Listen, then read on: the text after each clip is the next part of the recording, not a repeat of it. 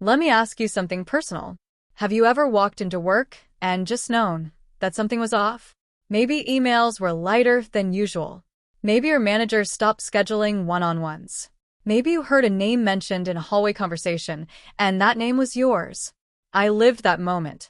And I'm going to tell you exactly what I did to make sure my name stayed off the layoff list. Stay with me because this is not generic career advice. This is what actually worked when the cuts came for people with more experience than me.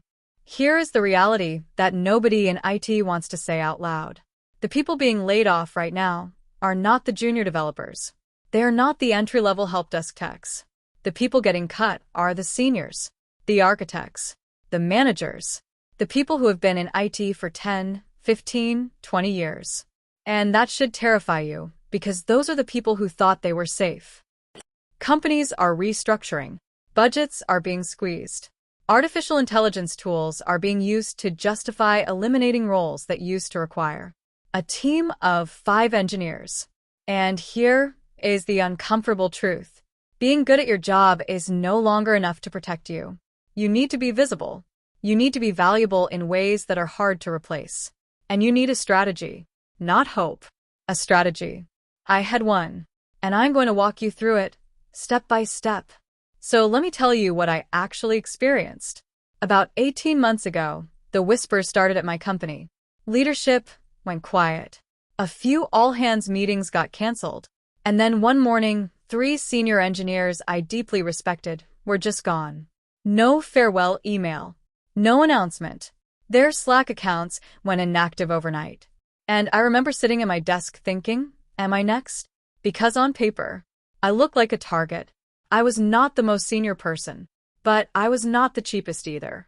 I was somewhere in the middle, which, as it turns out, is one of the most dangerous places to be during a restructuring. But I did not panic. I did not update my resume and cross my fingers. I made a deliberate, calculated decision to make myself the most obvious person to keep. And it worked. Over the next several months, 3 more rounds of cuts happened at my company. I watched colleagues I respected lose their jobs. I kept mine. And by the end of it, I had actually been promoted. Here is everything I did. The first thing I did was embarrassingly simple, but most people never do it. I started making my work visible, not in an annoying, braggy way, but in a strategic, consistent way. Here is what that looked like for me in practice.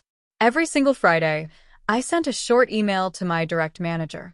Subject line: weekly update from my name. 3 bullet points. That is it. What I completed that week. What I am working on next week. And one thing I noticed that could be a risk or an opportunity for the team. That 3rd bullet point is the one that changed everything, because it showed I was thinking beyond my own task list. I was thinking like someone who cares about the outcome, not just the output. Within 6 weeks of doing this, my manager started forwarding my updates to his manager. I did not ask him to. He just did. Because the content was useful. And suddenly people 2 levels above me knew my name for the right reasons. If you take nothing else from this video, do the Friday update. It costs you 15 minutes a week. And it could save your job. Here is the second thing I did, and it cost me exactly $0.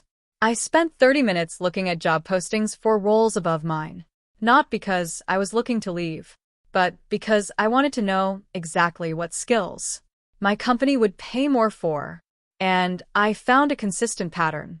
Every senior architect and engineering manager role was asking for 3 things: cloud architecture experience, infrastructure as code, and something AI adjacent.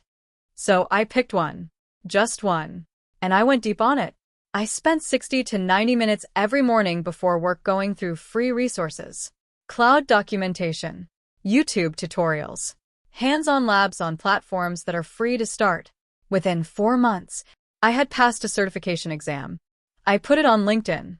I mentioned it casually in my next one-on-one. And here is what happened. A conversation started about how my new skills could be applied to a project. The team was already planning. I went from being someone who does the work to someone who helps define what the work should be. That shift in positioning is the difference between being cut and being kept. You do not need to learn everything. You need to learn the right one thing. Look at the job postings. Let the market tell you what to study. Before I keep going, I want to pause for a second. I am curious about your situation. In the comments right now, tell me this. Are you currently worried about layoffs at your company? Just say yes, I am feeling it, or no, I feel pretty secure. Because I read every single comment on this channel, and knowing where you are helps me make better content for you. Okay, back to the strategies. This one is uncomfortable for a lot of us in IT, because we got into tech to work with computers, not people. But hear me out. When a company decides who to keep and who to cut, it is rarely a pure spreadsheet decision. The people who survive layoffs are the people who are known, trusted, and vouched for by someone with influence. I made a deliberate effort to meet one person outside my immediate team every single week, not to ask for anything, not to pitch myself, just to learn what they were working on and share something that might be useful to them.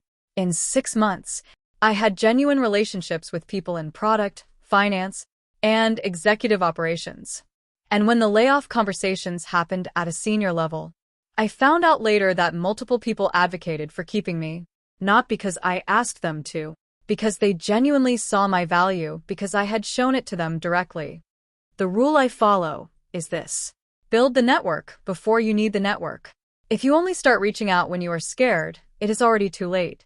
This strategy is probably the one that made the biggest difference for me personally, and it is the one most people are too scared to try. I started solving problems that nobody had officially assigned to me. Let me give you a specific example. Our team had a deployment process that was taking an average of 4 hours every time we pushed to production. Nobody asked me to fix it. It was not my ticket. It was not in my sprint. But it was wasting enormous amounts of time every single week for people I worked with, so I spent 3 weeks on my own time documenting the bottlenecks, testing a solution, and writing up a proposal. I brought it to my manager as a 1-page summary. Not a demand, not a complaint, a solution. We implemented it. Cut the deployment time from 4 hours to under 45 minutes. That moment changed my reputation. I went from being someone who executes tasks to someone who drives outcomes. And when it came time to decide who to keep, the people who drive outcomes are always the last ones standing. So look around you right now. What is broken that nobody is fixing? What is frustrating your team that has just become accepted as normal? That is your opportunity. This last strategy is one that makes a lot of senior IT professionals uncomfortable, because it feels like admitting you might need it. But here is how I think about it. Having a strong LinkedIn presence is not about looking for a job. It is about making sure you have options, whether you want them or not. When layoffs started at my company, I updated my LinkedIn, not to leave, but to make sure that if the worst happened, the market already knew who I was. I started posting once a week. Short posts. Things I had learned. Problems I had solved. Lessons from my career. Nothing confidential. Nothing that violated any company policy. Just genuine professional insight. Within 3 months, recruiters were messaging me regularly. And something interesting happened inside my own head. The fear went away. Because I knew if things went sideways at my company, I was not starting from zero. I had a reputation. I had a network. I had options. And weirdly, having that confidence made me better at my job. Because I was no longer operating from fear. I was operating from security. So build your presence now. Not when you need it. Now. Okay, rapid fire. A few more things that helped me. Number 1. Document your wins in a private file. Every project completed. Every positive piece of feedback. Save it. You will need it for your next performance review. Or your next job interview. Number 2. Never skip one-on-ones with your manager. Show up. Be present. The people who cancel these meetings are the people who become invisible. Number 3. If you hear layoff rumors, do not spiral on Slack or in hallways. Go to your manager directly. Ask, how can I be most valuable to the team right now? That question signals confidence and initiative, not fear. Number 4. Cross-train intentionally. Know at least one thing that a teammate knows that you currently do not. Specialists get cut. People who cover gaps get kept. Number 5. Stop waiting for permission to lead. Volunteer for the presentation. Write the documentation nobody wants to write. Be the person who moves things forward, and you will be very hard to let go. Look, I want to be honest with you for a second. None of these strategies are magic. They took consistency. They took patience. And some of them felt uncomfortable at the time. But here is what I know for certain.